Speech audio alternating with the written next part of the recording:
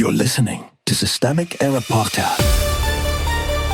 The failure was designed. Baptist pastor tears apart Trump and his abusive MAGA movement, based on an article by Nick Hilden. The Pulpit finally says the quiet part out loud. Power has a name. A Baptist publisher and pastor has done something many Christian leaders spent years avoiding. He named Donald Trump as an abuser and described MAGA as an abusive movement built on racist and misogynistic tropes. That matters because the source of the crisis is not confusion, bad messaging, or overreaction. It is power. Trump is the political actor with the national megaphone, the governing authority, and the capacity to turn grievance into policy. MAGA is the vehicle that translated that authority into social permission for cruelty. The article's factual core is simple. Mark Wingfield, executive director of Baptist News Global, is telling Baptists that they are facing a crisis, that Trump is a predator and con man, and that the costs are not abstract. People are dying, starving, getting sick, and having their lives and families wrecked by the Trump administration's cruelty and stupidity. That is the context. The rest is a question of why so many religious institutions took so long to say it. The enablers were not bystanders. The damage Trump does is not possible without a support structure. The source makes clear that evangelicals were among his most loyal voters in 2016, 2020, and 2024, and that Baptist voters are part of that broader bloc. Even with the reported drop in evangelical support to 52%, the important fact is not the decline itself. It is that a majority still remains attached after years of open corruption, sexual abuse findings, and daily public lying. That is not ignorance. It is institutional accommodation. Churches, media platforms, and clergy who treated Trump as a difficult topic instead of a moral emergency helped normalize him. They did not merely fail to stop the abuse. They helped create the conditions in which the abuse could be dismissed as partisan annoyance. The complaint is about accountability. Wingfield quotes the familiar evasion. Why keep talking about Trump and Christian nationalism?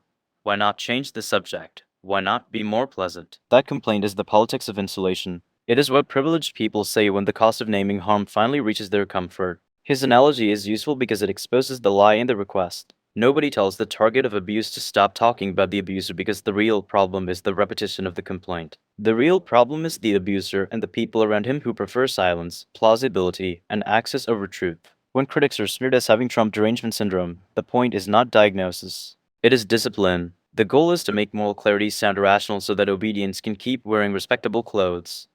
Cruelty is not a bug.